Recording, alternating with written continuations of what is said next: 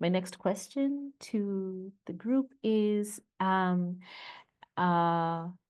sometimes self-care is sold as an individual escape, not collective healing.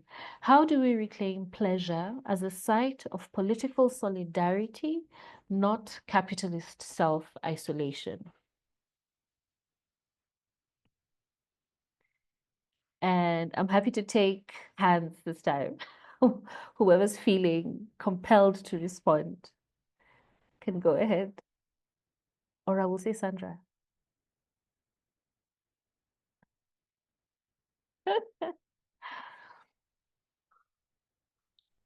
Yes, thank you. Thank you, Sheena. Thank you, Sandra. This is also a very loaded question.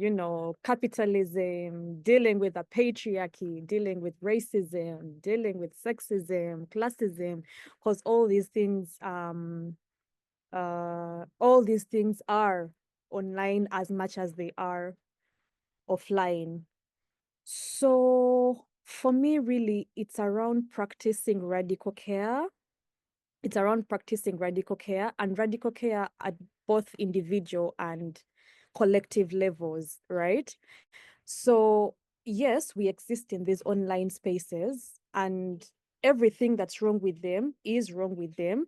But there's also pockets of pleasure, there's pockets of joy. For example, in that friends WhatsApp group chat, for example, where you share, like you gossip, you talk about, the wins, the losses, it's a pocket of joy and pleasure that exists within a ridiculous world, right? A ridiculous online space.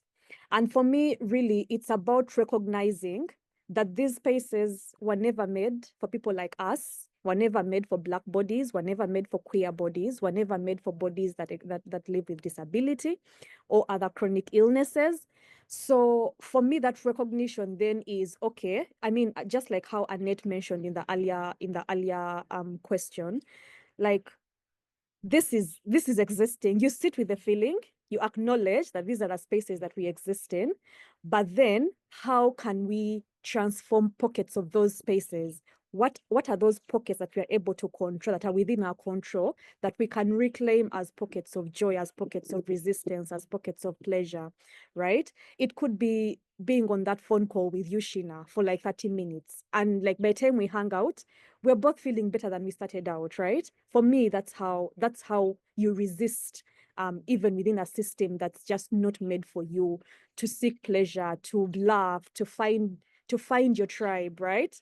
And even in finding your tribe, it's how are we now, like, away from individual, at collective level, how we are reclaiming these spaces to organize, to mobilize, to have our voices heard, right?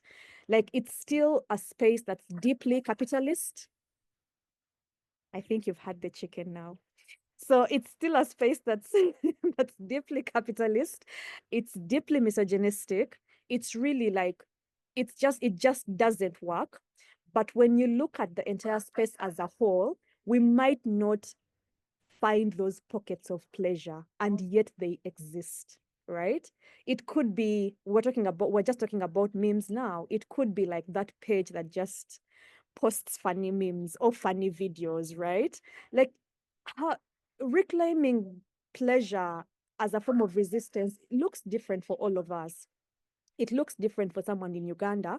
It looks different for someone in South Africa. It looks different for someone in Bangladesh, right? Because of course there is several cultural, social nuances that go within how we exist online, based on where our physical bodies are located, right? And so for me, it's really just choosing which of these pockets of pleasure that you're able to access, which of these pockets of pleasure that you're able to curate for yourself or with friends, with community, whatever that looks like. But also it's recognizing, I think we mentioned this earlier, Sheena mentioned this earlier, that we exist in both the online and offline worlds, right? So if online is becoming really stuffy and extremely like ridiculous to just engage with, what are some of those offline places where you can reclaim pleasure? For example, you could go to an art gallery, you know, you could go to attend a live band event, right? And in attending a live band event, you're like connecting, either you're hanging out with friends or you're connecting with new friends. You might end up exchanging Instagram handles. You might end up exchanging, like, it's those things. It's the full experience of humanity, and how we reclaim pockets of pleasure in there that really then kind of ignites our experience to think of the internet as more than just an unjust space, a violent space, a place that doesn't represent some identities, a place that doesn't recognize some voices, a place that doesn't validate some experiences, right? Because whether online or offline, there is ways we can reclaim pleasure. There is, and it looks different for everyone, but there is ways that we can reclaim pleasure. It could be watching a comedy, you know live comedy, a comedy series, a comedy movie. It could be listening to music that just really boosts your energy. All those are ways of reclaiming pleasure while using technology. So for me, it's just for us to acknowledge that this is a big, wide world, and we can't possibly be happy every single day or in every part of the world, but there are some pockets of pleasure and joy and laughter and fun that we can reclaim in instances that we are able to control. Like, even if in Uganda right now, we are headed to the general elections. So you can imagine how the situation is on ground, especially for like queer bodies, because queer people are always thrown under the bus at any turn of, for political power, for political glory, or whatever it is. So for us, it could be just, scrolling through TikTok and looking at like people just existing on their own terms, right? They're just using TikTok for how they want to use it. And I remember when the conversation around the US possibly banning TikTok in the US came up, in Uganda, people were saying, listen, if the government never touched TikTok, like, we would riot, because it's been a space that people have now used to reclaim pleasure and laughter and fun, and they're just existing online and creating content that works for them, that represents them, that is what they want to consume. So for me, it's just all those things. Yes.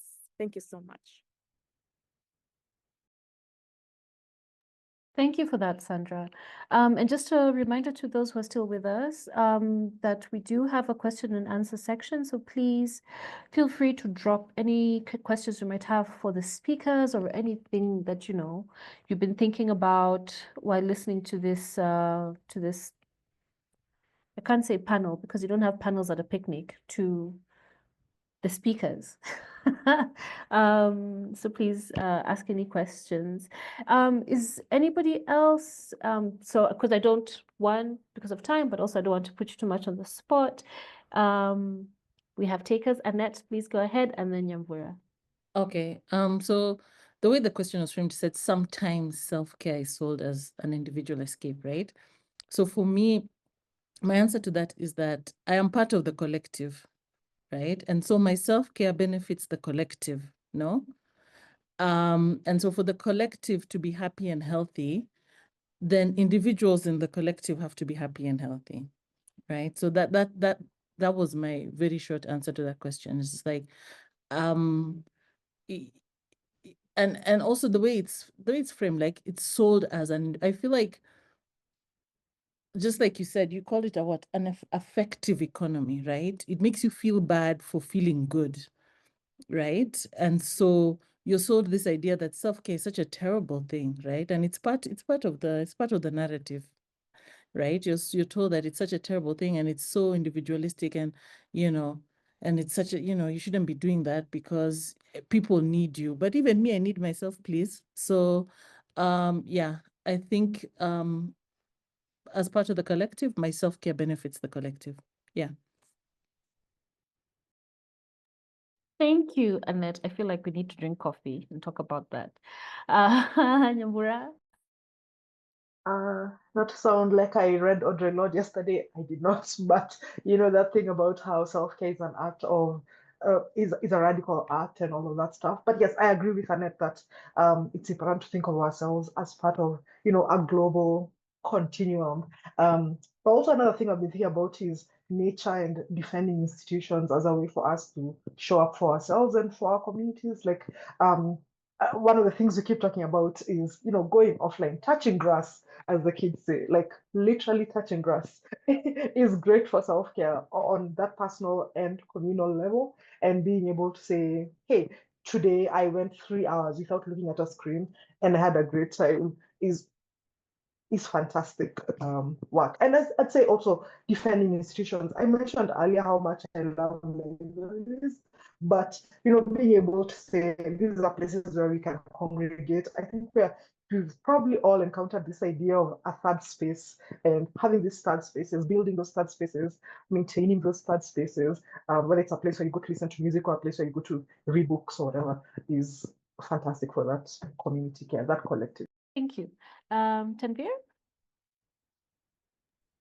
I do have a hot take on this, but I Oh, really loved all of those answers, and echo to Sarah is that, it's a white world and we just a fraction. We are fragments here. Okay, so we kind of like, like it's like wiped out by like white people. But my hot take is that I don't know if I do sound like I would say sensible or not. But I do think like self-care is a very manufactured, engineered word, okay?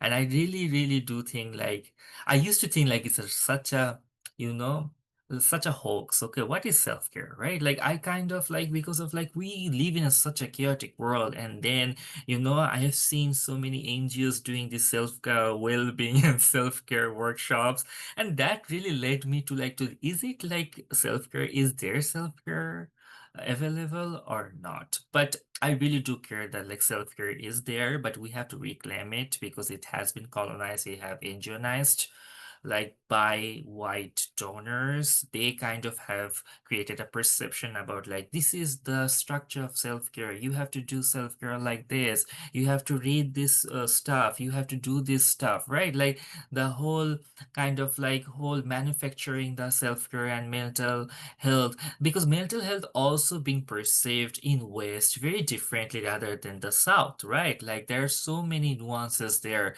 and they're kind of it's like okay fine, West has the most manufactured or like great sense of system of like taking care of your mental health there, and you have to follow that particular rules, right? So I don't know, I don't care, I don't know like these are the things or not. I always question this, and whenever I used to go to these workshops, I'm saying that like I don't think I'm going to participate on that because on this circus, sorry to say. But I'm just trying to say that like whatever you folks have said, those are the real examples of self-care. And I do echo with that. Self-care is all about like acknowledging your limitations, whatever you're feeling you down, and kind of like try to like to make sure that like you're being cared. Like it can be you know, um like a comfort book. It can be a comfort like a movie watch. It can be like isolating yourself a little bit from the whole, I would say, structure or also group, and seeking for solitude, right? So it can be anything, but it's just you make the choice, not other folks. You don't make the choice based on like some kind of research came around or like a structure came around, the activities came around and stuff as well. We it's you which you kind of like choose what you want to do in your context, in your background, because as Sandra said, I'm not, my context is not relevant to Sandra, and Sandra's context is not relevant to Sheena, and not Sheena's context to Annette or Nambura. Those are really like different. I think what we do is that like we put everyone in a box and we see through this orientalistic view, and then we try to like to make sure like everything in the same pot, and like try to like to make it sure. So I think self-care is political, is radical, and also it's contextual. Okay, so it depends to people and person to person. So my my perceive to like do self-care should be like it's all about yourself and you should be making the decision what self-care means to you, not any textbook I would say definition or any kind of references. Sorry, my hot take is over. Please don't be sorry. Thank you so much, Tanvir, and for that provocation, which I think we all appreciate. It's very refreshing when you come into a space and you hear like we're all doing the same work, but the variety, the realities of our contexts mean that we receive and we experience the language of the movement, the experiences of the movement very subjectively, right? And so I think it's great that we have the variety of opinions and feelings in the space. So thank you. Thank you for your hot take.